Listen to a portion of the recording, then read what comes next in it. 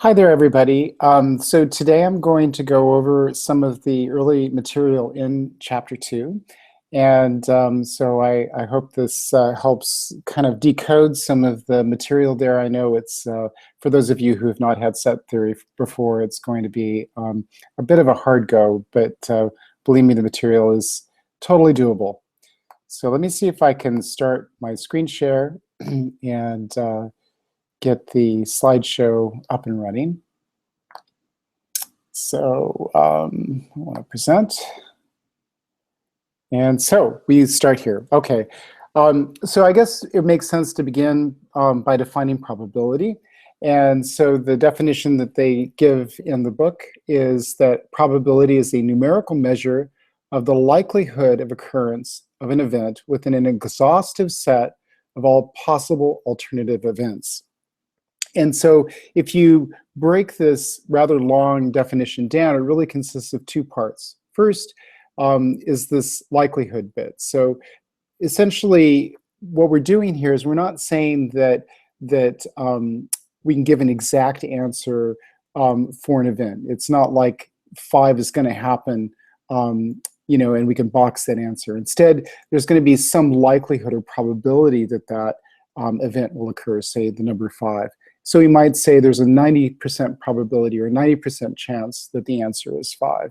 So likelihood, or an expression of likelihood, is a key component of the probability definition. The other really important part is that statement of likelihood or probability occurs in a context which is all possible alternative events.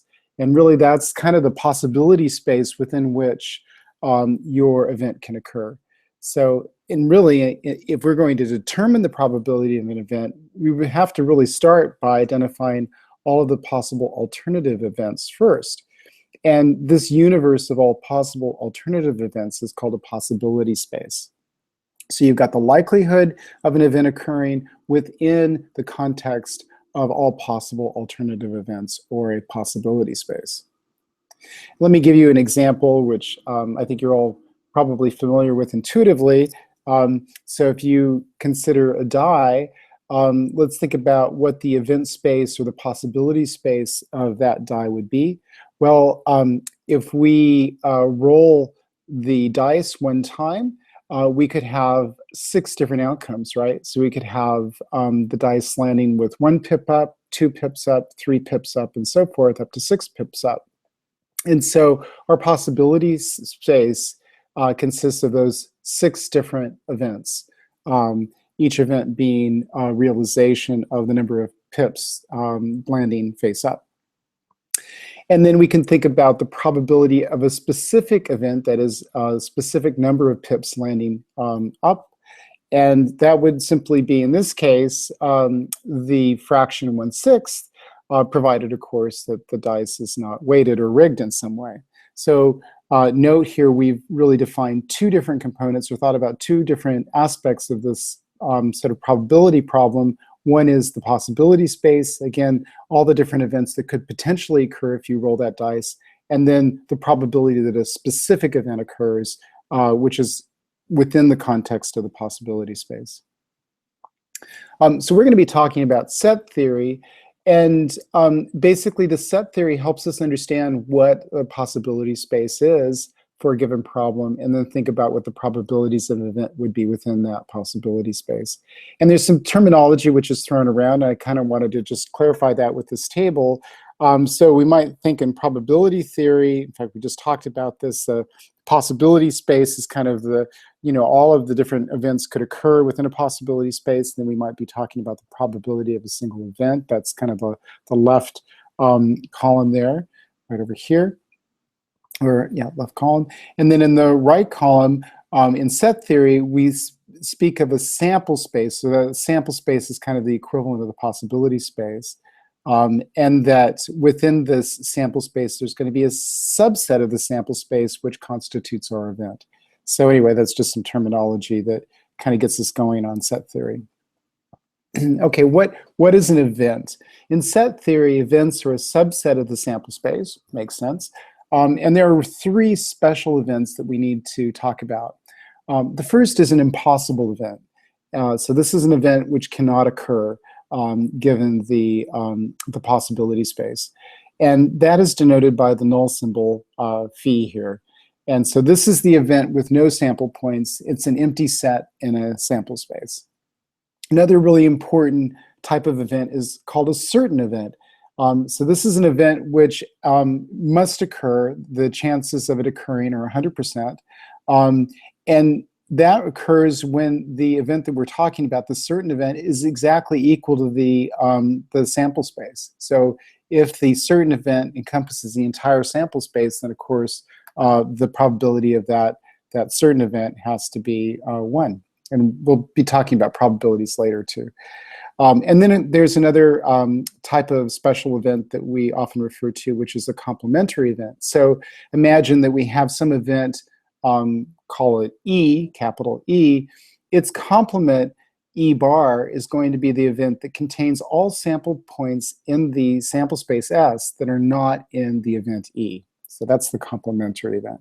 So those are the 3 sort of special events: the impossible event, denoted by the null symbol; the certain event, which is essentially equivalent to the entire sample space; and the complementary event, which is denoted by that E bar, which just represents all of the sample points in S that are not in E.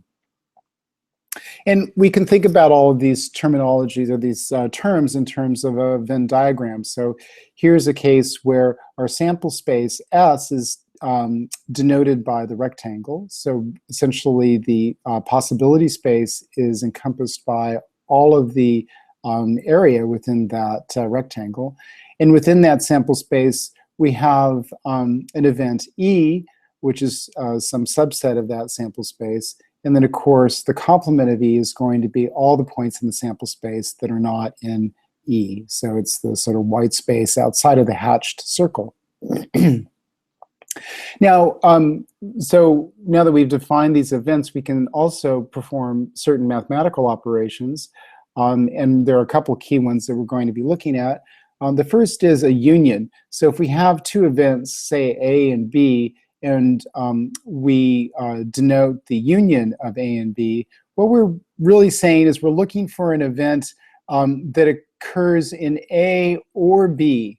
So it's essentially the union of those 2 events within the sample space, which means that the event could be in A or it could be in B. We consider both of those a member of A union B. Another possibility is the intersection of A and B, which denotes the occurrence of both A and B. So this is a part of the sample space in which the event only occurs if it belongs in both A and B. So it's a kind of a narrower subset of the sample space than the A union B we just talked about. And that's A intersection B.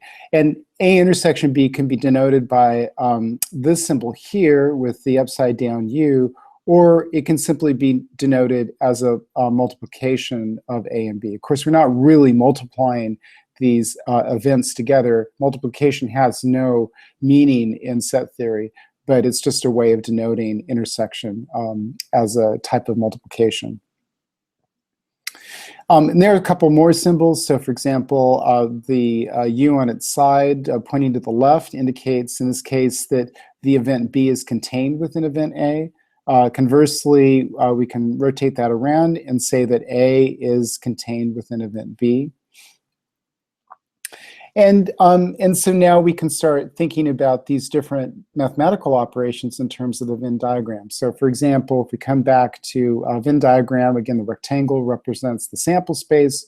Within the sample space, we have 2 events. We have event B here, indicated by the circle, and event A indicated by the ellipse.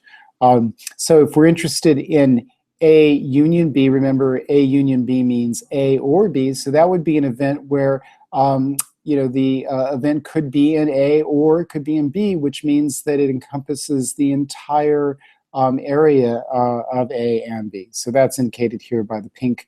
I've highlighted the pink area A and B, or A or B, I should say, which is this A union B.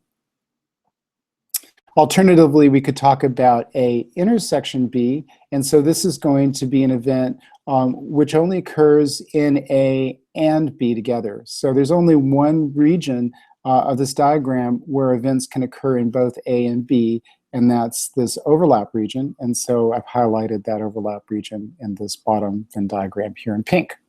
So that would be A intersection B. Again, we can denote it either with the intersection symbol or just simply write what looks like A multiply B. Now we talked about a null event. So here's an example where the null event comes in. It comes in when we think about mutually exclusive events. Suppose within the sample space, again denoted by this rectangle, we have two events, E1 denoted by this ellipse and E2 denoted by this ellipse. If we were interested in the intersection of E1 and E2, again, we can denote it in this way. Essentially, there is no point of overlap between these two events. And so that event, this E1 intersection E2, is actually a null event. So it contains no sample space. What would this event look like, this pink event here? So we have, again, the sample space is the rectangle. We have E2 is one ellipse and E1 is another ellipse. So what is this intersection or this pink region? Well, it's exactly the intersection. So that's going to be E1 intersect E2.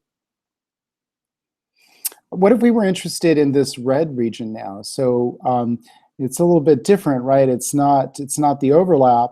It's kind of essentially E2, but excluding the portion of E2 that belongs to E1. How do we do that? Well, one way we could do it is we could take the complement of E1, which would be everything outside of E1, and then intersect it with E2. And that would give us this region denoted in red here. So that would be complement of E1 intersect with E2, which can also be just written E1 complement E2. What about this pink region now? We've got the entirety of the two ellipses lit up. Well, that could simply be the intersect or the union, sorry, of E1 and E2. That's kind of obvious, right? We want to know all events that could be in either E1 or E2, which is going to be the union. Or it could be the union of E1 bar E2 with E1. So there's really two different answers, E1 union E1 bar or E1 complement E2, or we could just say E1 union E2. So that points out something really important, which is that there are not necessarily there's not necessarily a unique way to write some of these events. Sometimes you can write these events in multiple different ways, and we'll be talking about toward the end of this lecture rules for how to translate or to write the same event in multiple different ways. All right, so let's look at some set operations, just like we have for arithmetic. There are some rules of operation that we can apply to sets. And one of those is the equality of sets. So if I take the union between some set A and the null set, I'm just going to come back with the set A. In other words, the null set doesn't contain any events. And so if I union, that means I'm going to be looking for events in A or the null. That just gives me A. What about A intersection null? The only intersection between A and null is null, because those are the only events that overlap. And so the answer is the null set. What about A union A? Obviously, A and A are the same. And so if we have a sort of an event in either A or A, that's just going to be the same as event A. What about A intersect A? Same thing here, because A fully encompasses A. If we intersect those two, we're just going to get A back again. And then if we intersect A, or I'm sorry, we union A with the sample space, basically what we're saying is we want any event which is in either A or the sample space, which is, of course, just the sample space. And what if we intersect A with the sample space? Well, that's where we're saying we want events which are in A and the sample space, and the only events which are in A and the sample space are events that are in A. Here's another rule. So if we take the union of an event E with its complement, that's going to be equal to the sample space. Why is that? Because any event E, if we look at the union with that and its complement, we're asking for an event which is either in E or in everything outside of E, which of course is just the sample space. If we intersect E with its complement, on the other hand, there is no overlap between E and its complement. And we're basically saying what events are in E and also they're in not E. And of course, that's going to be the null set. And furthermore, if we take E complement and we complement that, we're just going to get back the E set or an E event. Okay, so here's some additional rules that we sometimes need to use. And again, these will look very familiar from arithmetic. So the commutative rule basically says that if we are union A and B, that's the same as B union A. Likewise, if we intersect A, B, that's the same as if we intersected B, A. So the order here doesn't matter. We also have the associative rule for sets. So associating A union B and intersecting it with C is the same as A union with B union C. Let me rephrase that. Actually, I'm sorry, I got that wrong.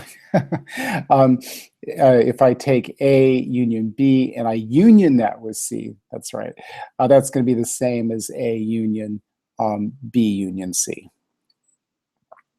Likewise, if I intersect A, B, and then intersect that with C, that's the same as intersecting A with the intersection of B, C. And the distributive rule, this is something that we're going to use quite a lot. So in this case, we've got A union B, which is intersected with C, and that's the same as A intersects C union B intersects C. And here's another example where we have A, B, in other words, A intersect B union with C, and that's going to be the same as A union C. So we're kind of distributing that union C through the parentheses. So A union C intersected with B union C. And so let's think about this equation here. So we have A intersect C union C. So how would we break that down? Well, we could distribute. So we basically bring union C inside this intersection. And so we have A union C now intersected with C union C. C union C is, of course, just C because we're asking, we're asking for the event that is in C or in C, which, of course, is the event in C.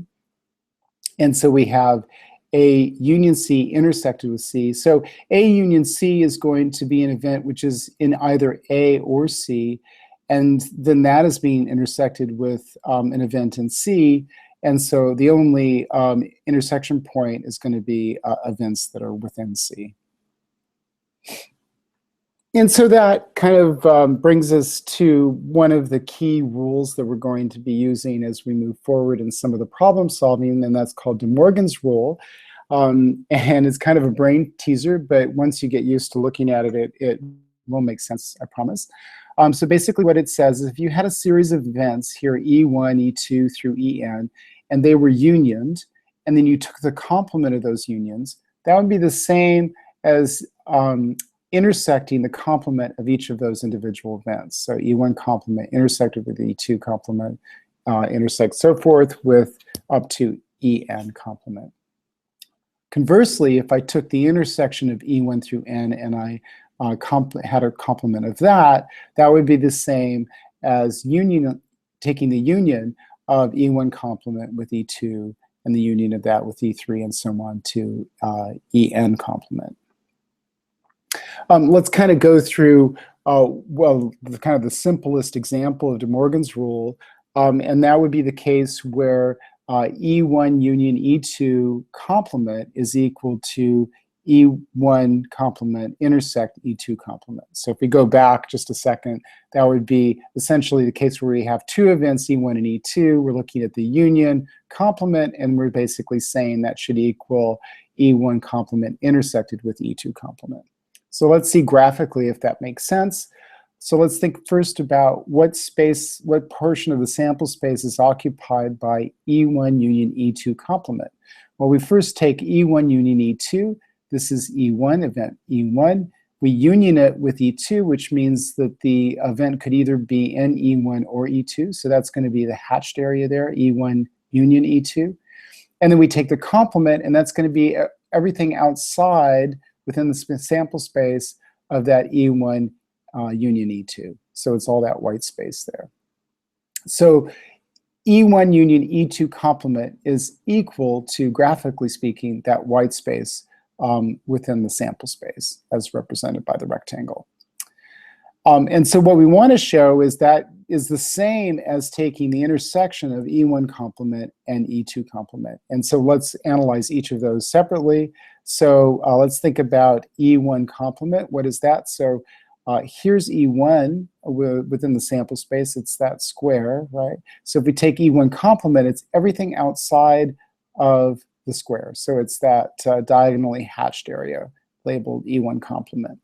Likewise for E2 complement, E2 of course is the triangle on its side, and so E2 complement is that hatched area outside of the triangle on its side, and again that's indicated by E2 complement. So we're interested then in the intersection between E1 complement and E2 complement. So it's going to be the intersection of this outer region with this outer region. And so remember, an intersection is the region of the sample space which is in both E1 complement and E2 complement. And if you look at that, the region that is in both E1 complement and E2 complement, it's exactly this double hatched area or region here, which exactly matches the white region at the top in panel A, which was indicated as E1 union E2 complement. So at least graphically speaking, we can see how De Morgan's rule works for two events, E1 and E2. And that's pretty much where I want to leave it for this lecture. And so what I encourage you to do is, again, take a look at the book and see if the lecture makes a little bit more sense after reading the book, or the book makes a little more sense after watching the lecture. And I will see you in class tomorrow. Thank you.